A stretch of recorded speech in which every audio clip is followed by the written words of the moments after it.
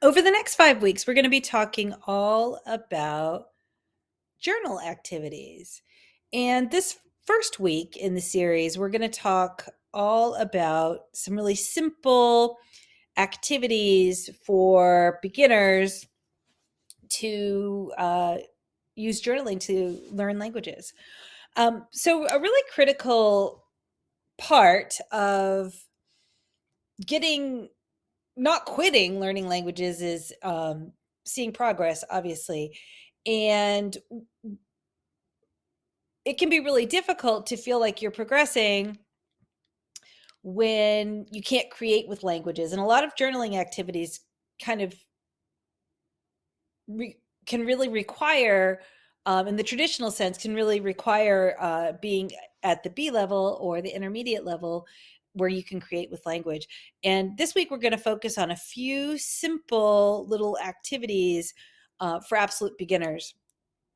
So, this first activity is vocabulary columns. I don't really know what else to call it. It's really super simple. This is great for beginners. So, if you want to talk about something, you're going to write down the words that you want to learn how to say or practice. And if you see here, this is in French. There's some mistakes in there from the stage I was at, some spelling mistakes, but um, I don't worry too much about that because really, as a beginner, you just want to get communicating. So I'd write down words. I wrote down a lot here. I would really recommend probably 10 sort of chunks, words and phrases. I would do this in probably no more than groups of 10. And you write down the words in one column. And then you either in your native language and then in the target language, you're going to write the equivalent. And you might even need to, use some tools, look things up at this point, and you study them. And then you turn the column over. So basically, you're after you've studied, you're going to write the words down again in English in another column without that first one that you did to refer to. Then you're going to turn it over and do the target language after you've studied again. It's really quick. Basically, by the time you've done both sides of the paper, you'll know all the words probably pretty well that you have there. So basically, you're just going between your native language and your target language, and then, studying what you're not getting, and then filling in those gaps. And then you'll know the words. And it's a really simple activity, do a kind of a theme a week. And speaking of those themes that you can do, I love language for travel. And so here's some good examples, I think, of really useful chunks. So in the activity that I did earlier, I would I had some family in there. As I told you, it's a bit long. I would do it a bit shorter. I would do something, 10. This might have about 15 words. I'm not quite sure, but they're all super, super, super useful. So, bear that in mind as you do these activities. Here's another group of chunks of languages for travel, and which is great for beginners, of course. And so in a journal, a great journaling activity is to sort of make your own phrase books almost, because it's it's useful, it's relevant, it's active, and the focus is all on getting communicating. So you can have your different journal activities where you're thinking about maybe your different situations or different things you would encounter during a trip, and you're collecting those phrases and you're sort of theming them yourself based on how you would use them. So, you know, Google Docs is a great place to do this. I really love Google Docs for this reason because it has built-in dictionary. So if you're missing a word, you can look it up. Of course, Google Translate, there are definitely some things to be cautious about it with, but the great thing is that it's always scanning documents that were translated by human beings. So it's always asking for feedback. So it's constantly getting better and better and better and better and better. The next activity I want to talk about are lists.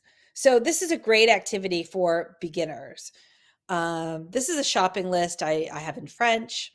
And basically, it's a really great activity to build your vocabulary, and you can do it on your own. So if you've got a few minutes every day, you can make lists of different themes. This is just a shopping list, but your list can be anything. Your list can be things I like, which we'll talk about in a little bit. They can be things you do every day, things that are in your house, things that you'd like to buy, right? Think of any themed list that you might want, that you might have. And what's great about it, when you sort of center it around the task of something that you want to do, something that you want to accomplish, then you can find that um, you're going to start focusing on the language you want to learn on that real communicative task. So it's really useful and really helpful. So themed lists based on something you want to be able to do in the language. The next one are drawings, and this is great for absolute beginners. That's a terrible drawing you see there that I made. And again, you can do it on your own. You can sit down, you can sketch out something, you can doodle, and then you can label all the parts. People who love to draw love this. I don't love to draw, but I do it because it's a great way to learn vocabulary. And basically, you draw something out and you label it. So it could be a salad, it could be a body, a person, it could be a house, it could be really anything that you want it to be. Any set of nouns. So a great way to learn vocabulary on your own. Likes and dislikes. So I really love to do sort of sorting activities, things I like, things I don't like, things I do every day, things I don't do every day. It's really great for beginners. And so theming your journal entries like that, if you think of, 2 or 3 categories of sorting different things in a task, it can really help you journal. So another example here, okay, you have likes and dislikes. It could be activities, it could be things, it could be places, right? And you think about all the vocabulary that you would want to personalize that task. It could be um, again, activities, it could be foods, it could be really anything. Um, Another way that I would like to use this is with